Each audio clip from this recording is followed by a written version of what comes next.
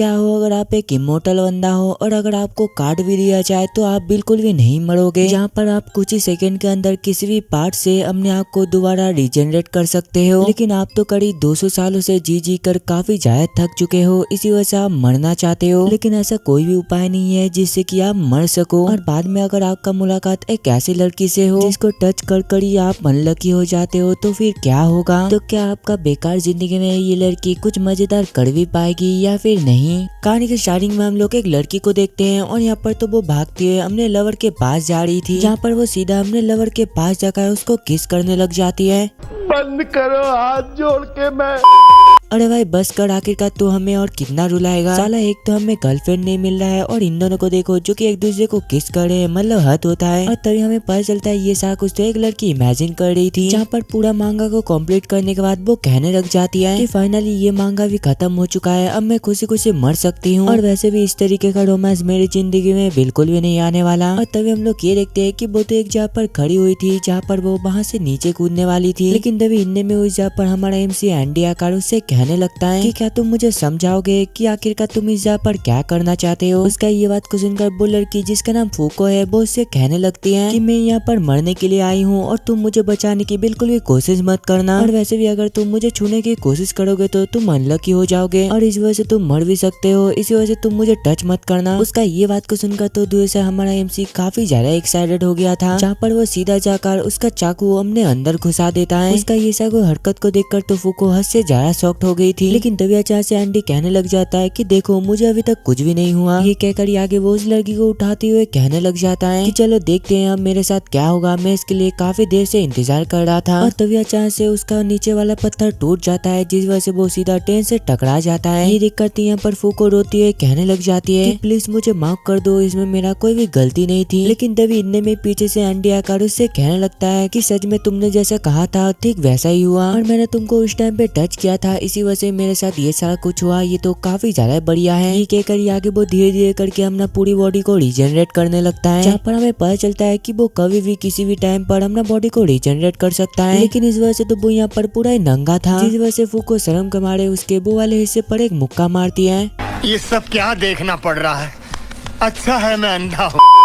जो करकड़ी आगे वो रोती है जल्दी से वहाँ से भागने लगती है। और दूसरी साइड तो एंडी काफी ज्यादा तकलीफ में था, क्योंकि भले उसका वो वाला हिस्सा कट गया है, लेकिन ये चीज को दोबारा रिजेनरेट करने में तो उसको काफी ज्यादा दर्द हो रहा था। मतलब भाई समझ सकता हूँ आखिरकार तेरा हाल अभी कैसा है, अगर ये चीज हमारे साथ भी होता तो मैं कब का टपक जाता। लेकिन जब भी फूको वहाँ से भाग रही होती है, इतने में उस जगह पर एंडी आकर उसको पकड़ लेता है, जहाँ पर वो कहने लग जाता है कि मेरे पास काफी सारा सवाल है जिसका कि तुम जवाब दोगे। उसका ये सा कोई हरकत को देखकर तो फूको काफी जोर जोर से चिल्ला रही थी कि प्लीज कोई मुझे बचाओ। और तभी इनने में उस जगह पर पुलिस ऑफिसर आ जाते हैं। जब भी वो लोग ये देखते हैं कि एंडी तो नंगा होकर एक लड़की के साथ बहुत सारा कुछ करने की कोशिश कर रहे हैं, ये देखकर आगे जब भी पुलिस ऑफिसर उसको पकड़ने के लिए जा रहे थे, इतने में आगे वो अपना पहाड़ के मत से उड़कर वहाँ से भाग जाता है, जहाँ पर हम लोग ये देखते हैं कि वो तो यहाँ पर अपने खून के मत से आसमान पर उड़ रहा था। और आगे एंडी दोबारा अपना पैर को रिजेनरेट करते हुए उससे कहने लगता है कि देखो मैं कभी भी किसी भी बिल्डिंग पर चढ़ सकता हूँ, और इसके साथ साथ मैं अपना बॉडी पार्ट को काट कर भी उसका इस्तेमाल कर सकता हूँ। और आगे जब भी फूको दोबारा वहाँ से भागने की कोशिश करती है, एंडी उसको दोबारा पकड़ती है, उससे कहने लगता है कि तुमने अभी तक मेरा क्वेश्चन का आंसर नहीं दिया, इसी वजह से जल्दी से बताओ आखिरकार तुम्हारा एबिलिटी काम कैसे करता है। वो बताती है कि जब तक तुम मेरे बॉडी पार्ट को टच कर रहे हो मेरे कपड़े के थ्रू, तब तक तुमको कुछ भी नहीं होने वाला, लेकिन जब तुम मेरा स्किन को टच करोगे मेरा सारा अनलकी तुम्हारे अंदर चला जाएगा। उसका ये बात को सुनकर आगे एंडी उससे कहने लगता है ओ अच्छा ऐसा बात है, तुमको अभी मेरा और भी काफी सारे सवालों का आंसर देना है, अगर तुम मेरा सवालों का आंसर नहीं दोगे तो मैं तुमको ये बिल्डिंग से नीचे फेंक दूंगा। शुरुआत में तो यहाँ पर फूको मना कर रहा था, लेकिन बाद में उसको ये चीज मानना ही पड़ती है। मतलब यहाँ पर मुझे समझ नहीं आ रहा है कि शुरुआत में तो यहाँ पर ये लड़की मरना चाहती थी, तो आखिरकार वो अब मरने के लिए इतना ज्यादा डर क्यों रही है, मुझे समझ नहीं आया। और आगे फूको उसको अपने पास्ट के बारे में बताने लग जाती है कि करीब 10 साल पहले मैं अपने पेरेंट्स के साथ थी, जहाँ पर मैंने अपने मॉम डैड को किस किया था, ऐसा इसलिए क्योंकि मेरी मॉम डैड यहाँ पर मुझे छोड़कर बाहर पर घूमने के लिए जा रहे थे, लेकिन जब भी मेरे मेरे मॉम डैड प्लेन के अंदर चढ़े, वो प्लेन अचानक से ब्लास्ट हो गया। और आगे प्रेजेंट में वो ये बता रही थी कि जब भी मैं किसी को टच करती हूँ या फिर किस करती हूँ उसको अनलक मिल जाता है। उसका ये बात को सुनकर आगे एंडी उसका शर्ट को उठाकर उसको टच करने लगता है, जहाँ पर वो कहने लग जाता है कि जब तक मैं तुमको टच करूंगा उतना ही मुझे अनलक चीज मिलेगा। मैंने सही कहा ना। उसका ऐसा कोई हरकत को देखकर वो कहने लग जाती है कि आखिरकार तुम ये क्या कर रहे हो, तुमको ऐसा कुछ करना नहीं चाहिए। वो कहता है कि मैं तो बस टेस्ट कर रहा हूँ। और तभी अचानक से आसमान से उसके ऊपर एक बॉक्स आकर गिरता है, जिस वजह से वो वहाँ पर ही मारा जाता है। लेकिन तभी इतने में वो अपने आप को दोबारा रिजनरेट करते हुए केला खाने लग जाता है। और आगे जब भी फूको वहाँ से भागने की कोशिश करती है, गलती से केले से फिसलने की वजह से वो ऊपर से नीचे गिरने लगती है। ये देखकर तो उसको ऐसा लग रहा था कि शायद वो अब मरने वाला है। लेकिन तभी इतने में उस जगह पर एंडी आकर उसको पकड़ लेता है। और आगे वो उसको बताने लग जाता है कि मैंने अभी और एक चीज को ट्राई किया कि जब तक मैं तुमको टच करके रखा था उतना ही मुझे अनलक मिला। ये कहकर आगे वो अपने ब्लड के मदद से उड़ते हुए वहाँ से जाने लगता है। तभी हम लोग एक अननोन पर्सन और उसका टीम को देखते हैं। और यहाँ पर तो वो लोग एंडी को पकड़ने के बारे में बातें कर रहे थे। फिर कुछ देर बाद का सीन दिखाया जाता है और यहाँ पर तो वो दोनों एक जगह पर आ गए थे, जहाँ पर एंडी उससे कहने लग जाता है कि मैं अब ये देखना चाहता हूँ अगर मैं तुम्हारा वो वाला हिस्से को टच करूंगा तो फिर क्या होगा।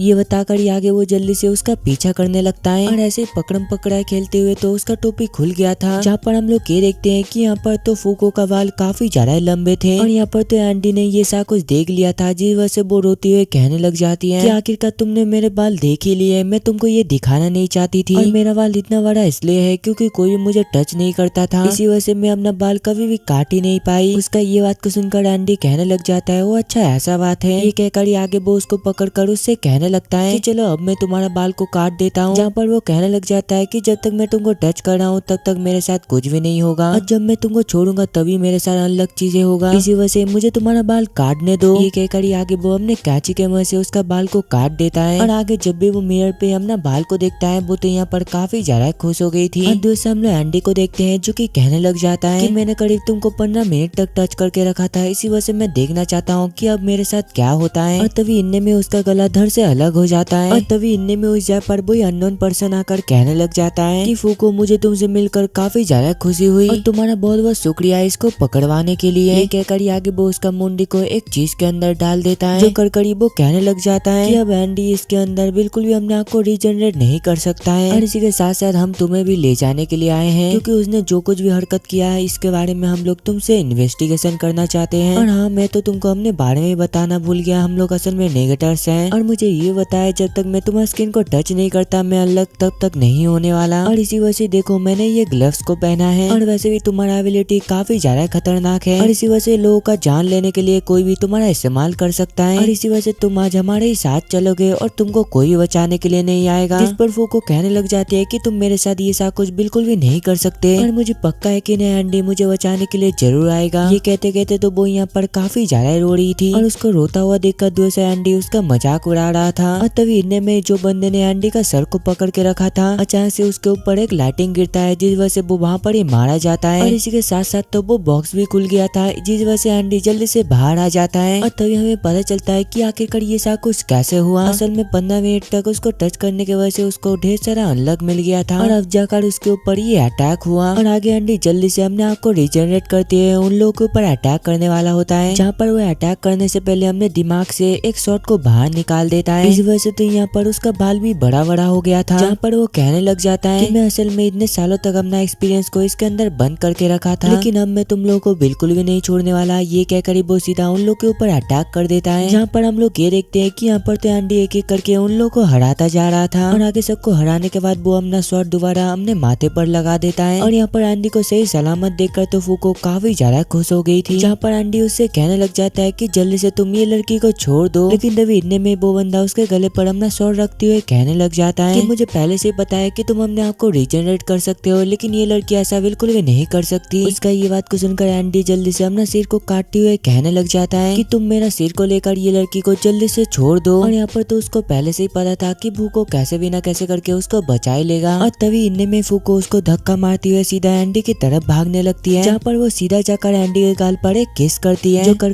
वो कहने लग जाती है कि अब तुम्हारे ऊपर सबसे बड़ा अनलॉक आएगा। और आगे एंडी को जल्दी से वो बंदा पकड़ लेता है, जो देखकर फूको कहने लग जाती है कि अब तुम फंस गए, अब मेरा सबसे बड़ा अनलक तुम्हारे ऊपर गिरने ही वाला है। जो सुनकर एंडी जल्दी से अपना बॉडी को रिजनरेट करके उसको पकड़ लेता है और दूसरी साइड तो फूको इस चीज का फायदा उठाकर वहाँ से भाग गई थी। और आगे हम लोग ये देखते हैं कि यहाँ पर एंडी तो वो बंदे को पकड़ कर रखा था और तभी इतने में ही आसमान से नीचे एक मीटेओर आकर गिरता है। इस वजह से तो एक ही सेकंड में वो जगह पूरी तरीके से तबाह हो गया था। और आगे सारा कुछ शांत होने के बाद एंडी बाहर निकल कर कहने लग जाता है कि क्या बात है, तुमने तो मुझे बचा ही लिया। और तभी हम लोग ये देखते हैं कि ब्लास्ट की वजह से तो उसका हालत काफी ज्यादा खराब हो गया था, लेकिन वो आगे दोबारा अपने आप को रिजेनरेट कर लेता है। और एंडी को यहाँ पर सही सलामत देखकर तो फूको भी काफी ज्यादा खुश थी। और आगे फूको उसको बताने लग जाती है कि जब मैंने तुमको किस किया था मेरे अंदर का काफी सारा अनलक तुम्हारे अंदर चला गया था, और अगर हम लोग एक दूसरे को प्यार करे और बहुत सारा कुछ भी करे तो आखिरकार क्या होगा। ये सोचकर तो वो यहाँ पर काफी ज्यादा शर्मा गई थी, जिस वजह से वो यहाँ से भागने लगती है। और उसको भागता हुआ देखकर आगे एंडी भी उसका पीछा करने लगता है, जहाँ पर हम लोग ये देखते हैं कि वो दोनों तो भागते हुए एक जगह पर चले गए थे, जहाँ पर फूको उससे कहने लग जाती है कि मुझे पता है कि तुम मेरे फायदा उठाकर मेरे ऊपर अनलक लाना चाहते हो, और मैं तुमको पहले ही बता देना चाहता हूँ अगर तुम ऐसा कुछ जबरदस्ती करोगे तो तुमको अनलक ज्यादा नहीं मिलेगा, लेकिन तुम अगर मेरे से प्यार कर कर मेरे अंदर फीलिंग को जगा दिया तो इससे तुमको हद से ज्यादा अनलक मिल जाएगा। क्योंकि जब मैंने एक दिन प्यार से अपने दादाजी को किस किया था वो उसी दिन टपक गए थे। उसका ये बात को सुनकर एंडी कहने लग जाता है तो फिर ठीक है, मैं यही करूंगा, मैं कुछ भी करके तुमको मेरे प्यार में पागल कर दूंगा और आगे फ्यूचर में जाकर हम लोग बहुत सारा कुछ भी करेंगे। उसका ये बात को सुनकर दूसरा फूको अपने मन में कहने लग जाती है कि फाइनली अभी के लिए तो मैं बच गई। और आगे एंडी फूको को अपने घर पर लेकर जाता है और वहाँ पर तो काफी सारे गन रखा हुआ था, जहाँ पर एंडी उससे कहने लग जाता है कि यहाँ पर ही मैं तुमको प्रोटेक्ट करूंगा। ये कहकर आगे वो फूको को आर्मर, हेलमेट और काफी सारा चीज पहना देता है, जहाँ पर वो उससे कहने लग जाता है कि इससे तुमको कुछ भी नहीं होगा। और जैसे कल हमारे ऊपर अचानक से हमला हुआ था ठीक वैसे ही आज भी हमारे ऊपर हमला होने वाला है। ऐसा इसलिए है क्योंकि हम लोग कोई भी क्लैन से नहीं है, असल में हम लोग अनक्लैन के लोग हैं और सभी अनक्लैन वाले लोगों के ऊपर हमेशा नेगेटर्स हमला करते हैं। और नेगेटर्स वो लोग होते हैं जो कि इस दुनिया के सीट पर बैठे हुए हैं और उन लोगों के पास भी हमारे जैसा ही पावर है और हमारे बारे में उन लोगों को कुछ भी नहीं पता, इसी वजह से वो लोग हमें मारने के लिए निकलते हैं। और अगर ऐसा ही चलता रहा तो जिंदगी भर हम लोग को भागता रहना पड़ेगा। अब मैं तुमको पहले ही बता देना चाहता हूँ वो लोग काफी ज्यादा बुरे होते हैं। अगर वो लोगों ने तुमको पकड़ लिया तो वो लोग तुम्हारा उंगली को कट कर चेक करेंगे कि वो कटी हुई उंगली से अनलक होता है या फिर नहीं। और ये सारा कुछ मुझे इसलिए पता है क्योंकि पहले ही मैं इस चक्कर में फंस चुका हूँ। फिर अगली सीन में हम लोग एंडी को देखते हैं जो कि अपने बाइक के मदद से फूको को लेकर एक जगह पर जा रहा था। और उस जगह पर हम लोग फूको को देखते हैं जो कि काफी ज्यादा टेंशन में लग रही थी। ऐसा इसलिए है क्योंकि यहाँ पर तो एंडी लेट कर बाइक चला रहा था। उसको ये सब कुछ करते हुए देखकर फूको कहने लग जाती है कि फ्यूचर के बारे में सोचकर मुझे काफी ज्यादा डर लग रही है, इसी वजह से प्लीज कुछ करो। वो कहता है कि तुमको ज्यादा टेंशन लेने की जरूरत नहीं है, तुमको सही सलामत रखने का मेरा आइडिया है और बस तुम मेरे प्यार में पड़ जाओ। और तभी हम लोग इतने में आसमान पर देखते हैं जहाँ पर डायमेंशन को तोड़ते हुए दो बंदा बाहर निकलते हैं, जहाँ पर हमें पता चलता है कि वो दोनों ही असल में यूनियन से थे और यूनियन के लोग असल में वही लोग होते हैं जो कि इस दुनिया पर राज करते हैं। जहाँ पर उनमें से एक बंदा आकर सीधा उन दोनों के ऊपर अटैक कर देता है। इस वजह से तो यहाँ पर फूको काफी ज्यादा दूर जाकर गिरी थी। और दूसरे हम लोग एंडी को देखते हैं और यहाँ पर तो उसका हाल काफी ज्यादा खराब हो गया था। और ये देखकर जब भी फूको एंडी के पास जाने की कोशिश करती है वो तो यहाँ पर उल्टा भाग कर वो दूसरे बंदे के पास पहुंच गई थी, जहाँ पर हमें पता चलता है कि उसका नाम तो असल में सेन था। ये देखकर तो यहाँ पर फूको को समझ नहीं आ रही थी कि आखिरकार वो यहाँ पर कैसे आ गई। और आगे जब भी वो आगे जाने की कोशिश करती है यहाँ पर तो वो हिल भी नहीं पा रही थी। ये फंस गया सी है।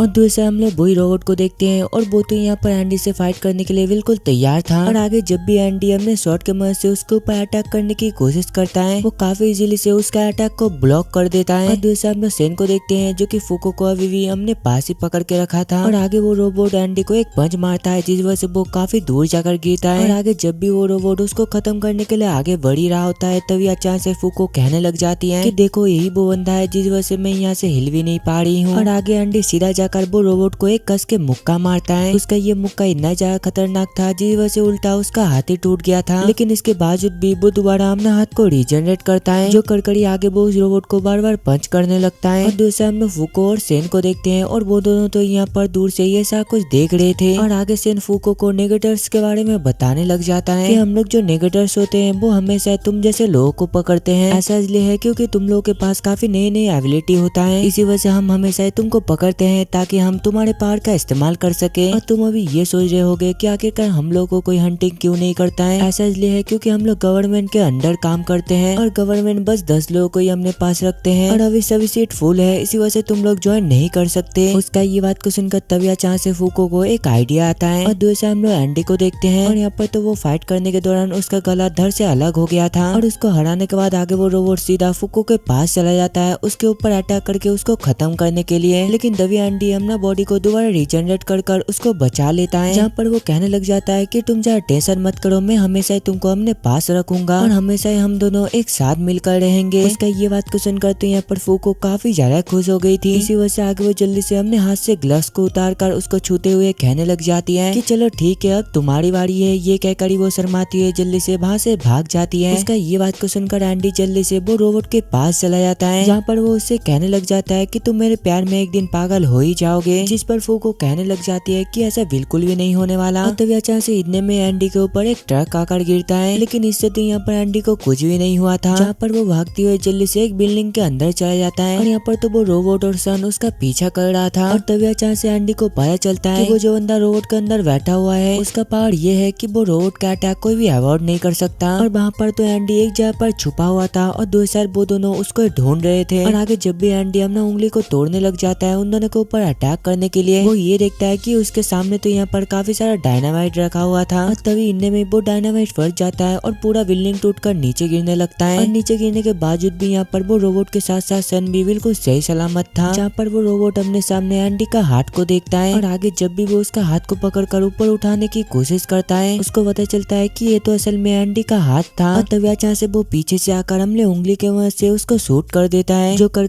आगे वो उसको बताने लग जाता है कि शायद तुमको पता नहीं है मैं अपना बॉडी पार्ट को हथियार के तौर पर यूज कर सकता हूँ और इसी के साथ साथ 30 सेकंड बाद मेरा बॉडी पार्ट सारा कुछ गायब हो जाता है और उसके बाद ही मैं अपने आप को रिजनरेट कर सकता हूँ। और दूसरे हम लोग वो रोबोट को देखते हैं और यहाँ पर तो वो मर गया था, जो देखकर आगे एंडी कहने लग जाता है कि एक सीट तो खाली हो चुका है, अगर मैं तुमको भी खत्म कर दूं तो मेरे लिए और एक सीट हो जाएगा। इसके बाद मैं और फूको काफी आराम से यूनियन को ज्वाइन कर सकते हैं। सन कहता है कि प्लीज तुम मेरे ऊपर हमला मत करो, मैं तो एक जेंटलमैन हूँ और मैंने तुम्हारे ऊपर अटैक भी नहीं किया अभी तक। लेकिन यहाँ पर एंडी भी कहाँ ही मारने वाला था, और जब भी हमने लेफ्ट साइड से उसके ऊपर अटैक करता है उसका अटैक तो यहाँ पर उसका राइट साइड पे जाकर लगा था। इसका ये पार को देखकर एंडी कहने लग जाता है कि सच में तुम तो ग्रेट हो। ये कहकर जब भी वो जीजवी साइड से उसके ऊपर अटैक कर रहा था उल्टा तो यहाँ पर उसका अटैक दूसरे साइड से जाकर लग रहा था, जिस वजह से वो बार बार बच जा रहा था। और तभी इनमें में एंडी का शॉट को लेकर उस जगह पर फूको आ जाती है, जहाँ पर वो ये देखती है कि एंडी और सन तो एक दूसरे से हैंड टू हैंड फाइट कर रहे थे, जो देखकर आगे फूको जल्दी से वो शॉट को एंडी के तरफ फेंकती है और आगे एंडी भी वो शॉट को लेकर उसके ऊपर अटैक करने वाला होता है। लेकिन तभी अचानक से सन कहने लग जाता है कि रुक जाओ, कि तुम दोनों तो एक सीट को निकाल दिए हो, तो इसका मतलब ये है कि तुम दोनों में से एक बंदा यूनियन को ज्वाइन कर सकता है और इसी वजह से क्यों ना तुम दोनों एक दूसरे से डिसाइड कर लो कि आखिरकार कौन सीट पर जाकर बैठेगा और दूसरा बंदा हमारे जेल पर ज्वाइन कर सकता है। उसका ये बात को सुनकर एंडी कहने लग जाता है कि कुछ भी हो जाए फूको ही यूनियन को ज्वाइन करने वाला है और दूसरा मैं तुम्हारे साथ जेल पर जाऊंगा। उसका ये बात को सुनकर फूको कहने लग जाती है कि आखिरकार तुम ऐसा क्यों कर रहे हो, प्लीज ऐसा मत करो। एंडी कहता है कि तुम जरा टेंशन मत करो और वैसे भी मैं 200 सालों से जिंदा हूँ, इसी वजह से मैं जेल पर काफी आराम से रह लूंगा। दूसरा हम लोग सेन को देखते हैं जो कि बैठकर उन दोनों का बातों को सुन रहा था और यहाँ पर तो एंडी का ये सब कुछ बात को सुनकर फूको उसके प्यार में गिर चुकी थी। इसी वजह से आगे वो कहने लग जाती है कि अगर तुम ऐसा ही करने वाले हो तो मैं तुमको अपना खतरनाक अनलॉक दूंगा। ये कहकर आगे वो जल्दी से अपना शर्ट को उतारने लग जाती है और उसका ये सब कुछ हरकत को देखकर एंडी कहने लग जाता है कि नहीं तुमको ये सब कुछ करने की जरूरत नहीं है, मैं तुम्हारा फायदा बिल्कुल भी नहीं उठाने वाला। उन दोनों का ये सब कुछ बातें को सुनकर तो दूसरा सन काफी ज्यादा इम्प्रेस हो गया था, जहाँ पर वो कहने लग जाता है कि सच में तुम दोनों एक दूसरे के अलावा बिल्कुल भी रह नहीं सकते और इसी वजह से मैं नहीं चाहता कि तुम दोनों का रिलेशनशिप इस तरीके से खराब हो, इसी वजह से तुम दोनों प्लीज रुक जाओ। तुम दोनों एक काम करो, एंडी ने एक बंदे को मार तो दिया है और एक सीट पाने के लिए क्यों ना तुम दोनों यूनियन के और एक मेंबर को खत्म कर दो। मेरा एक दोस्त है और वो भी असल में यूनियन का मेंबर है और वो आज से कुछ दिनों बाद रशिया पे अपना मिशन कंप्लीट करने के लिए जाने वाली है, क्यों ना तुम दोनों जाकर उसको भी खत्म कर दो, इससे तुमको और एक सीट मिल जाएगा। और ये करने के बाद मैं अपने बॉस से बात कर लूंगा कि वो तुम दोनों को अपने साथ ले ले, इसी वजह से तुमको इसका टेंशन लेने की बिल्कुल भी जरूरत नहीं है। और ये कहकर आगे वो अपने पार के मदद से डायमेंशन को तोड़कर अंदर चला जाता है और उसके जाने के बाद एंडी उससे कहने लग जाता है कि तुम तो मुझे बचाने के चक्कर में पूरा ही पागल हो चुके थे और तुम उस टाइम पे मेरे साथ बहुत सारा कुछ करना चाहते थे, मैंने सही कहा ना। और वैसे भी मैंने तुमसे पहले ही कहा था कि मैं पहले तुमको अपने प्यार पे गिराऊंगा, उसके बाद ही हम दोनों बहुत सारा कुछ करेंगे। और आगे वो दोनों जल्दी से रेडी हो जाते हैं रसिया पर जाने के लिए, जहाँ पर वो कहने लग जाता है कि रसिया पर मेरे काफी सारे दोस्त भी हैं। फिर अगली सीन में हम लोग को एक पास्ट का सीन दिखाया जाता है और यहाँ पर तो एंडी एक छोटी बच्ची के साथ जेल के अंदर बैठा हुआ था। और आगे हमें आज का डेट के बारे में पता चलता है कि आज असल में 4 अगस्त 2020 है। और तभी हम लोग एक वैम्पायर लड़की को देखते हैं जो कि हमने स्क्रीन के वजह से कुछ कर रही थी। और दूसरा हम लोग एंडी को देखते हैं जो कि फूको के साथ एक बोट पे चढ़कर एक साल रसिया जा रहे थे, जहाँ पर एंडी उसको बताने लग जाता है कि आखिरकार वो लोग रसिया के अंदर कैसे घुसने वाले हैं। और आगे जब भी फूको वहाँ से भागने की कोशिश करती है, एंडी जल्दी से उसका पैर को पकड़ लेता है। वो कहता है कि तुम यहाँ से बिल्कुल भी नहीं जा सकते और वैसे भी हम दोनों एक साथ काम करने वाले हैं। और तभी इतने में उसके ऊपर मिसाइल से अटैक होना स्टार्ट हो जाता है। ये देखकर तो यहाँ पर एंडी जान बचाकर वहाँ से भाग रहा था। और तभी इतने में उस पर फाइटर जेट भी आ जाता है और उसके ऊपर हमला करने लगते हैं। जो देखकर आगे एंडी जल्दी से ग्रेनेड को पकड़कर अपने हाथ को काट कर जल्दी से वो उस फाइटर जेट के पास भेज देता है। और वो ग्रेनेड फटने के वजह से तो फाइटर जेट डिस्ट्रॉय हो गया था। जो कड़कड़ी आगे वो फूको से कहने लग जाता है कि जो लोगों ने आज हमारे ऊपर हमला किया था, तुमने उन लोगों के ऊपर वो लोगों को देखा था, हमें बस उस जैसे दिखने वाले लोगों को ही खत्म करना है, क्योंकि काउंसिल के लोगों के पास ही असल में ये चीज होता है। और मैं बस यूनियन के 3 लोगों के बारे में ही जानता हूँ और उनमें से एक लड़की ने मुझे एक दिन हरा दिया था। इसी वजह से मैं ये चाहता हूँ कि रसिया पर वो लड़की ना हो। और तभी हम लोग दो साइड वो लड़की को देखते हैं जो कि एंडी को हरा दिया था, जहाँ पर वो अपना मेटेओर का इस्तेमाल करके एंडी के सिर के ऊपर बार बार अटैक की जा रही थी। और आगे ऐसे ही देखते देखते 5 अगस्त भी आ जाता है और उस जगह पर तो एंडी के साथ साथ फूको भी पानी पर डूब रहा था। इसी वजह से आगे एंडी सीधा जाकर फूको को बचाकर बाहर लेकर आता है। और आगे होश आने के बाद फूको उससे कहने लग जाती है कि तुम्हारा बहुत बहुत शुक्रिया मेरा जान बचाने के लिए। लेकिन तभी इतने में उस जगह पर कुछ लोग आकर उसको पकड़ लेते हैं। जो देखकर आगे फूको एंडी से पूछने लग जाता है तो आखिरकार अभी हम लोग क्या करेंगे। वो कहता है कि तुमको ज्यादा टेंशन लेने की बिल्कुल भी जरूरत नहीं है। जब मैं तुमको पकड़ कर पानी से बाहर निकाल रहा था तब मैंने तुम्हारा बॉडी को टच कर लिया था और इसी वजह से अभी बस हम लोग को तुम्हारा अनलॉक का इंतजार करना पड़ेगा। और जब भी तुम्हारा अनलॉक शुरू होगा इस चीज का फायदा उठाकर हम लोग यहाँ से भाग जाएंगे। और वो लोग इस तरीके से बातें कर ही रहे होते हैं तभी अचानक से वो फाइटर जेट के ऊपर अटैक हो जाता है, जिस वजह से वहाँ पर काफी बड़ा एक विस्फोट होता है। और आगे इस चीज का फायदा उठाकर वो दोनों एक फाइटर जेट के ऊपर बैठकर वहाँ से जल्दी से निकलने लगते हैं। और आगे कुछ ही घंटे के अंदर वो लोग रसिया पर भी पहुंच जाते हैं। और ये फाइटर जेट को तो यहाँ पर एंडी को लैंड करवाना बिल्कुल भी नहीं आता था। इसी वजह से आगे एंडी फूको को पकड़कर फाइटर जेट से जंप मार देता है। और आगे जब भी वो नीचे आकर उतरता है उसका तो हड्डी टूट गया था, लेकिन इसके बावजूद भी वो उछलते हुए उसको उठाकर यहाँ से ले जाने लगता है, जहाँ पर वो उससे कहने लग जाता है कि फाइनली हम लोग रसिया पर आ चुके हैं और अब तुम बिल्कुल फ्री हो, इसी वजह से तुम जाकर जल्दी से मजे करो। मैं तब तक अपने दोस्तों के पास जाकर उन लोगों से मिलकर आता हूँ। और आगे जब भी फूको थोड़ा सा आगे बढ़ती है वहाँ पर तो काफी सारे लोग थे और वो तो वहाँ पर काफी ज्यादा डर रही थी, ऐसा इसलिए क्योंकि उसको रसियन बोलना बिल्कुल भी नहीं आता। लेकिन तभी वो इस जगह पर एक लड़की को देखती है जो कि ड्राइंग बना रही थी, जहाँ पर हमें पता चलता है कि यही लड़की तो असल में वही लड़की थी जिसने की काफी सालों पहले एंडी को काफी बुरी तरीके से हराया था। जहाँ पर हमें पता चलता है कि वो लड़की का नाम तो असल में जीना है। मतलब इसका नाम को सुनकर पता चल ही रहा है कि उसने कैसे एंडी का जीना हराम कर दिया। और आगे जब भी उसको पता चलता है कि फूको को तो जापानीज आता है, वो जल्दी से उसके पास जाकर उसको ड्राइंग करने के लिए कहती है। और यहाँ पर तो फूको भी ये करने के लिए मान गया था। और आगे देखते देखते शाम हो जाता है, जहाँ पर ड्राइंग खत्म करने के बाद जीना उससे कहने लग जाती है कि सच में तुम कितना ज्यादा परफेक्ट हो, तुम क्यूट के साथ साथ काफी ज्यादा अच्छे हो और इसी के साथ साथ तुम ड्राइंग भी काफी अच्छे तरीके से बना लेते हो। और आगे जब भी रात में जीना उसका पिक्चर को देखने के लिए जाती है, यहाँ पर तो फूको वो पिक्चर उसको दिखाना नहीं चाहती थी, लेकिन बार बार जीना के कहने पर उसको भी ये मानना ही पड़ता है। जहाँ पर हम लोग ये देखते हैं कि यहाँ पर तो फूको ने मून का पिक्चर को बनाया था और आगे फूको उसको ये पिक्चर के बारे में सारा कुछ बताने लग जाती है। उसका ये सारा कुछ बातें को सुनकर वो कहने लग जाती है कि सच में ये काफी ज्यादा अच्छी है। और आगे जीना उससे कहने लग जाती है कि जल्दी से तुम अपने जिंदगी के बारे में बताओ। वो बताती है कि मैं असल में कुछ दिन पहले एक ऐसा बंदे से मिला जिस वजह से मेरा जिंदगी एक ही झटके में चेंज हो गई और आज असल में मैं उसके साथ रसिया पर आई हूँ, जहाँ पर मैं बस वो पर्सन को बस दोस्त की तरह मानता हूँ। उसका ये बात को सुनकर जीना कहने लग जाती है कि सच में तुम्हारी स्टोरी काफी ज्यादा अच्छी है। ये कहकर आगे वो अपने पहाड़ के मुंह से पानी के ऊपर चलने लगती है और थोड़ा सा आगे जाने के बाद वो पानी का एक लेयर बनाती है। उससे कहने लगती है कि तुम रसिया पर जिसको ढूंढने के लिए आए हो असल में मैं वही हूँ। उसका ये बात को सुनकर तो फूको काफी ज्यादा टेंशन में आ गई थी और तभी इनने में उस जगह पर एंडी आकर सीधा जीना के ऊपर अटैक कर देता है, लेकिन यहाँ पर तो जीना ने उल्टा ही उसके ऊपर अटैक करके उसको साइड कर दिया था। और आगे नीचे गिरते हुए वो कहने लग जाता है कि जीना आखिरकार तुम कैसे हो, 50 साल पहले मेरा जीना हराम करने के बाद तुम इस जगह पर आ गए जीना। और आगे उसके बारे में पूछने पर एंडी उसको बताने लगता है कि असल में वही लड़की है जो कि 50 साल पहले मुझे कैद कर लिया था। और तभी जीना हमने पहाड़ के वजह से नीचे सीढ़ी बनाते हुए नीचे उतरने लगती है, जहाँ पर वो उससे पूछने लग जाती है कि एंडी आखिरकार तुम कैसे हो। और दूसरे हम लोग सेन को देखते हैं जो कि अपने मेट के साथ एक रूम पर प्रार्थना कर रहा था, लेकिन यहाँ पर तो वो प्रे करने के अलावा कुछ और ही चीज कर रहा था, जहाँ पर वो उसको बताने लग जाता है कि आखिरकार उसने कैसे एंडी के साथ फाइट किया। और दूसरे हम लोग एंडी को देखते हैं और यहाँ पर तो वो जीना के साथ फाइट करने के लिए बिल्कुल तैयार था, लेकिन दव्य अचानक से जीना एंडी के पास जाने लग जाती है उसको हक करने के लिए। उसको ऐसा करते हुए देखकर एंडी उसको जल्दी से रोकते हुए कहने लगता है कि तुमने इसी तरीके से 50 साल पहले भी मुझे फंसाया था और अब की बार मैं तुम्हारे जाल पर बिल्कुल भी नहीं फंसने वाला। लेकिन दव्य अचानक से जीना हमने उनमें कहने लग जाती है कि क्या एंडी इस लड़की को पसंद करती है, और दूसरा मैं जो कि एंडी को काफी ज्यादा पसंद करती हूँ। इसी वजह से जीना उससे कहने लग जाती है कि फूको तुम हम दोनों के बीच में आ रहे हो और एंडी बस मेरा है, इसी वजह से तुम मुझसे दूर हो जाओ। और उसका ये बात को सुनकर दूसरा फूको को भी समझ आ गया था कि वो एंडी को काफी ज्यादा पसंद करती है। और तभी जीना उसको चैलेंज करती हुए कहने लग जाती है कि तुम आज से मेरे दुश्मन हो और चलो हम दोनों एक दूसरे से फाइट करते हैं और इसमें जो भी जीतेगा वो एंडी को यहाँ से लेकर जाएगा। और तभी हमें पता चलता है कि उसने असल में एंडी को जेल पर बंद किया था। जो बताती है वो कहने लग जाती है कि उसी टाइम पे मुझे एंडी काफी ज्यादा पसंद आ गई थी और मैं हमेशा से ये चाहती थी कि हम दोनों दोबारा रीमैच करें। और वैसे भी एंडी ने मुझसे कहा था कि वो भी मुझसे काफी ज्यादा प्यार करता है, जिस पर वो कहने लग जाता है कि मैं तो बस उस टाइम पे मजाक कर रहा था। ये कहकर आगे वो अपने ग्रेनेड से उसके ऊपर अटैक कर देता है। ये विस्फोट के वजह से तो दूसरा एंडी को ऐसा लग रहा था कि शायद वो मारी गई, लेकिन तभी हम लोग ये देखते हैं कि यहाँ पर तो जीना को कुछ भी नहीं हुआ था, जहाँ पर वो कहने लग जाती है कि प्लीज तुम मेरे ऊपर हमला मत करो और वैसे भी तुमको पता ही होगा कि तुम्हारे ये फालतू का अटैक से मुझे कुछ भी नहीं होने वाला। ये कहकर आगे वो एंडी के तरफ बढ़ने लगती है। उसको क्लोज आता हुआ देखकर आगे एंडी भी सीधा हमने शॉट की मदद से उसके ऊपर अटैक कर देता है, लेकिन यहाँ पर तो जीना हमने पार की मदद से उसका अटैक को काफी इजीली रोक दिया था। जो देखकर आगे एंडी अपना पैर को काट कर जल्दी से रॉकेट की तरह उड़ते हुए वहाँ से भागने लगता है। और आगे एक सेफ जगह पर जाने के बाद फूको उससे पूछने लग जाती है कि आखिरकार तुम्हारा दोस्त कहाँ पर गए। वो बताता है कि असल में मेरा दोस्त कब का मर चुके हैं, इसी वजह से हमें अकेले इसको संभालना पड़ेगा। और तभी अचानक से जीना दूसरे हमने पार के मदद से लेके थोड़ा सा हिस्से को ऊपर उठा लेता है। देखकर एंडी जल्दी से हमने ग्रेनेड के मदद से उसके ऊपर अटैक कर देता है, लेकिन दूसरा जीना भी थोड़ी ना कम थी, वो हमने शॉट के मदद से काफी इजीली उसके अटैक को रोक लेती है। ये देखकर एंडी जल्दी से फूको को बताने लग जाता है कि इसके पास जो एबिलिटी है इसके मदद से वो किसी भी जगह पर बैरियर को बना सकता है, और असल में वो भी अपने बैरियर के अंदर घुसकर बैठा हुआ है। अगर मैं उसके ऊपर अटैक भी करूंगा तो इससे कुछ भी फायदा नहीं होगा, और अगर हमें जीना को हराना ही है तो सबसे पहले हमें उसके बैरियर के अंदर घुसना पड़ेगा। और तभी अचानक से जीना एंडी से पूछने लग जाती है कि आखिरकार फूको मेरी वो अटैक से कैसे बच गई, क्योंकि जब मैंने सैटेलाइट के मदद से तुम लोगों के ऊपर अटैक किया था तब तो इसको मर जाना चाहिए था। एंडी कहता है कि इसको मैंने ही बचाया है, इसी वजह से तुमको दिमाग लड़ाने की बिल्कुल भी जरूरत नहीं है। उसका ये बात को सुनकर तो जीना काफी ज्यादा गुस्से में आ गई थी, ऐसा इसलिए क्योंकि वो फूको का कुछ ज्यादा ही साथ दे रहा है। और दूसरा हम लोग एंडी को देखते हैं जो कि जल्दी से एक ग्रेनेड को मुंह पे घुसा लेता है, जो कड़कड़ी आगे वो अपना गला को काटते हुए ऊपर फेंक देता है, जो करने के साथ ही साथ वो जल्दी से रीजनरेट होता है और इतने में ही वहाँ पर एक ब्लास्ट होता है। इस वजह से तो वहाँ पर उसका खून बारिश की तरह नीचे गिर रहा था, जो कड़कड़ी आगे एंडी कहने लग जाता है कि इसके मदद से मुझे काफी इजीली पता चल जाएगा कि आखिरकार तुम्हारा इनविजिबल वो हैंड कहाँ पर है, और इसी के साथ साथ मैं तुम्हारा बैरियर भी देख सकता हूँ। और आगे उसकी मुंडी नीचे गिरे इससे पहले फूको जाकर उसको पकड़ लेती है, और तभी इनमें में वो अपने आप को दोबारा रीजनरेट कर लेता है, जहाँ पर हम लोग ये देखते हैं कि फूको तो उससे कुछ ज्यादा चिपक कर बैठी हुई थी, और इसी वजह से ही तो वो उसका काफी ज्यादा अनलग लेते जा रहा था। और उन दोनों को इतना चिपकते हुए देखकर जीना कहने लग जाती है कि आखिरकार तुम दोनों इतना ज्यादा क्लोज क्यों हो, मैं तुमको बिल्कुल भी नहीं छोड़ूंगी फूको। और आगे वो बताने लग जाती है कि मेरा असली एबिलिटी का नाम है अनचेंज, इसी वजह से मैं कभी जन्म पर भी चेंज नहीं हो सकती, और इसी वजह से ही तो वो 50 साल होने के बावजूद भी इतना ज्यादा ब्यूटीफुल है। उसका ये बात को सुनकर दूसरा एंडी उसको रोस्ट मारते हुए कहने लग जाता है कि तुम अभी ब्यूटीफुल नहीं बल्कि तो तुम एक डायन लग रहे हो।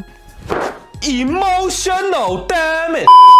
उसका ये बात को सुनकर तो यहाँ पर जीना काफी ज्यादा गुस्से में आ गई थी, जिस वजह से वो जल्दी से अपने पार को अनलिस्ट कर देती है। उसको ऐसा करते हुए देखकर तो दूसरा एंडी उड़ते हुए वहाँ से भाग रहा था, जो देखकर आगे जीना भी उसके पीछे जाने लगती है, जहाँ पर हम लोग ये देखते हैं कि उसके ब्लड के वजह से तो यहाँ पर उसका बैरियर साफ साफ दिखाई दे रहा था, जो देखकर आगे एंडी जल्दी से फूको को हक करते हुए कहने लग जाता है कि जल्दी से तुम अपना बॉडी पार्ट मुझे टच करने दो, इससे मुझे ढेर सारा अनलग मिल जाएगा, और आगे इसके मदद से मैं उसके ऊपर अटैक करने के लिए जाऊंगा। और कुछ देर बाद वो उससे कहने लग जाता है कि ये इनफ है, अब मैं उसके पास जाकर सीधा उसके ऊपर अटैक कर सकता हूँ। लेकिन तभी अचानक से जीना हमने लेजर के मदद से उसके ऊपर बार बार अटैक करने लग जाती है, जहाँ पर हमें पता चलता है कि वो तो ये को सैटेलाइट के मदद से कर रहा था। और आगे जब भी वो लोग वहाँ से निकलने की कोशिश करते हैं, वो लोग ये देखते हैं कि उसके सामने तो एक शिप आ गया था और वो शिप के ऊपर तो यहाँ पर नेगेटर्स का लोगो था। और तभी हमें पास्ट का एक सीन दिखाया जाता है जहाँ पर एंडी ने जीना से ये कहा था कि मैं ही वो पर्सन होऊंगा जो कि फ्यूचर में जाकर तुमको खत्म करेगा। इसी वजह से अभी जीना भी ठीक यही चाहती है कि एंडी वो पर्सन हो जो कि उसको पूरी तरीके से खत्म करे। और आगे जीना हमने हैट के मदद से सीधा उसके ऊपर अटैक कर देती है, लेकिन यहाँ पर एंडी ने तो हमने शॉट के मदद से उसका अटैक को रोक कर रखा था और वो तो यहाँ पर ज्यादा देर तक ही अटैक को रोक नहीं सकता था। इसी वजह से आगे वो जल्दी से अपना पैर को काट कर डायरेक्शन को चेंज कर लेता है और पूरा टाइम तो यहाँ पर फूको बस उससे चिपकी हुई थी। और आगे एंडी कहने लग जाता है कि अब मैं पूरी तरीके से तैयार हूँ तुम्हारे ऊपर अटैक करने के लिए। ये कहकर आगे वो हमने फुल स्पीड के साथ उसके ऊपर अटैक करने के लिए चला जाता है, जहाँ पर हम लोग ये देखते हैं कि वो तो जीना के सभी हैंड से बचते हुए उसके पास ही जा रहा था। और आगे उसके पास पहुंचने के बाद जल्दी से अपना बॉडी पार्ट को काट लेता है। इसी वजह से तो यहाँ पर उसका पूरा खून उसके ऊपर गिर गया था, जिस वजह से तो यहाँ पर एंडी को उसका बैरियर साफ साफ दिखाई दे रहा था, जहाँ पर वो लोग ये देखते हैं कि उस बैरियर पर तो एक छेद है, जो देखकर आगे फूको जल्दी से उसका गर्दन को पकड़कर उसके तरफ फेंक देता है। और उसके अंदर पहुंचने के बाद आगे एंडी उससे कहने लग जाता है कि तुम और मैं इस बैरियर के अंदर फंसे हुए हैं और भली मैं तुमको अभी बाहर से अटैक नहीं कर सकता, लेकिन फूको के अनलक के वजह से मैं तुम्हारे ऊपर अटैक काफी इजीली से कर सकता हूँ। और तभी इतने में उस जगह पर वो शिप से एक लेजर बीम निकलता है और वो शिप का ये लेजर बीम इतना ही ज्यादा खतरनाक था जिस वजह से तो वो दोनों ही खत्म हो गए थे। फिर कुछ देर बाद का सीन दिखाया जाता है जहाँ पर फूको तो थोड़ा सा दुखी लग रही थी, जहाँ पर हम लोग ये देखते हैं कि जीना का पूरा बॉडी तो ऑटोमेटिकली रिजनरेट हो रहा था, जो देखकर आगे एंडी अपना हाथ को काट कर उसके सीने के ऊपर रखते हुए कहने लग जाता है कि अब मैं तुमको खत्म करने वाला हूँ। जिस पर जीना कहने लग जाती है कि थैंक यू सो मच, मैं भी यही चाहती थी कि तुम ही मुझे खत्म करो। और आगे एंडी उसको खत्म करे इससे पहले उस जगह पर फूको आकर उसको रोक लेती है और आगे एंडी उससे कहने लग जाता है कि ठीक है मैं तुमको खत्म नहीं करूंगा, लेकिन तुम थोड़ी देर बाद ही ऑटोमेटिकली मारे जाओगे। जीना कहती है कि तुम्हारा बहुत बहुत शुक्रिया, मैं तुम्हारे हाथ से ही मरना चाहती थी और वैसे भी अगर मैं सच कहूँ तो मैं बचपन से ही तुमको काफी ज्यादा पसंद करती थी। उसका ये बात को सुनकर तो दूसरा फूको काफी ज्यादा उदास हो गई थी, जहाँ पर जीना कहने लग जाती है कि मैं बस चेंज चाहती थी और भले ही मेरा एबिलिटी अनचेंज है लेकिन फिर भी मैं चेंज चाहती थी। ये कहकर ही आगे वो अपने आप को खत्म करे इससे पहले एंडी सीधा जाकर उसको एक किस करता है, जहाँ पर वो उससे कहने लग जाता है कि तुम कैसे भी दिखो तुम हमेशा ही मेरे लिए ब्यूटीफुल हो और ब्यूटीफुल रहोगे। उसका ये बात को सुनकर तो यहाँ पर जीना भी काफी ज्यादा खुश हो गई थी और आगे इसी तरीके से वो वहाँ पर ही खत्म हो जाती है। फिर अगली सीन में हम लोग ये देखते हैं कि यहाँ पर तो फूको काफी ज्यादा रो रही थी, ऐसा इसलिए क्योंकि अब तो जीना इस दुनिया पर नहीं रही और भले ही वो उसका दुश्मन था लेकिन इसी के साथ साथ वो उसका दोस्त भी था। फिर कुछ देर बाद का सीन दिखाया जाता है जहाँ पर एंडी को अचानक से याद आता है कि जीना असल में काफी सालों पहले उससे एक वादा करवाया था कि वो असल में मरना एंडी के हाथ से ही चाहती है। इसके बारे में सोचकर तो यहाँ पर एंडी काफी ज्यादा खुश हो गया था, क्योंकि उस टाइम पे एंडी ने उसको ये बताया था कि जब भी वो फ्री हो जाएगा वो उसके ऊपर अटैक कर अचानक से उसको खत्म कर देगा। तो इसका मतलब जीना भी इतने सालों से उसके लिए इंतजार कर रही थी। और आगे एंडी उससे कहने लग जाता है कि भले ही हम लोग यहाँ पर बैठकर जूस पी रहे हैं लेकिन हमें काफी जल्दी बुला लिया जाएगा क्योंकि हम लोगों ने 2 सीट को खाली कर दिया है। और तभी इनने में उस जगह पर उन लोग का ऊपर का डायमेंशन टूट जाता है और तभी अचानक से उसके अंदर से एक मॉन्स्टर निकलकर उन दोनों को पकड़ते हुए एक जगह पर लेकर जाने लगता है, जहाँ पर वो मॉन्स्टर उन दोनों को लेकर वो यूनियन वाली जगह पर फेंक देता है। और आसमान से नीचे गिरते हुए देखकर एंडी काफी एक्साइटेड होकर कहने लग जाता है लगता है अब मेरा काफी खतरनाक एक एंट्री होने वाला है। ये कहकर ही आगे वो अपने उंगलियों को काट कर सीधा सभी के ऊपर अटैक कर देता है, लेकिन यहाँ पर वो लोग भी थोड़ी ना कम थे, वो लोग बिना कुछ करे उसका अटैक को काफी इजीली से रोक लेते हैं। और इसी के साथ ही साथ आगे एंडी अपने सीट पे जाकर बैठ जाता है और उन दोनों के आने के बाद जूज नाम की एक लड़की उन दोनों को वेलकम करती है, जहाँ पर वो कहने लग जाती है कि अब तुम लोग हमारी यूनियन पर ज्वाइन हो चुके हो। और आगे सभी एक एक करके अपना अपना इंट्रोडक्शन देने लगते हैं। और आगे इंट्रोडक्शन खत्म होने के बाद टाटियाना नाम का एक रोबोट सीधा एंडी के ऊपर हमला कर देता है, जहाँ पर वो उससे कहने लग जाता है कि आखिरकार तुम्हारा हिम्मत कैसे हुआ जीना को खत्म करने की। उसका ये बात को सुनकर तो यहाँ पर एंडी भी लड़ने के लिए बिल्कुल तैयार हो गया था और वो लोग एक दूसरे से फाइट करे इससे पहले जूज अपना पावर का इस्तेमाल करते हुए कहने लग जाती है अगर तुम लोग यहाँ पर फाइट करना शुरू किए तो तुम अपना टीममेट को ही खो दोगे। जहाँ पर हम लोग ये देखते हैं कि उसकी पावर के वजह से तो एंडी फोको के ऊपर अटैक करने वाला था और दूसरी साइड तो बोडोबोड अपना टीममेट अल्फ्रेड के ऊपर अटैक करने वाला था। और तभी एंडी कहने लग जाता है कि चलो ठीक है मैं तुम लोग से माफी मांगता हूँ, जो सुनकर आगे जूज भी अपने पावर को ऑफ कर देती है। फिर हमें डायरेक्ट अगस्त का 6 तारीख का सीन दिखाया जाता है और यहाँ पर तो वो लोग एक साथ बैठकर एक दूसरे से बातें कर रहे थे और तभी इतने में उस जगह पर एक बुक जैसा दिखने वाला एक बंदा आ जाता है, जहाँ पर हमें पता चलता है कि ये बंदा तो असल में एक आर्टिफैक्ट था। जहाँ पर वो आने के साथ ही साथ साथ से कहने लग जाता है कि फाइनली मैं तुम लोगों के लिए नया नया क्वेस्ट लेकर आ चुका हूँ और आज मैं तुम लोगों को इस दुनिया का सबसे खतरनाक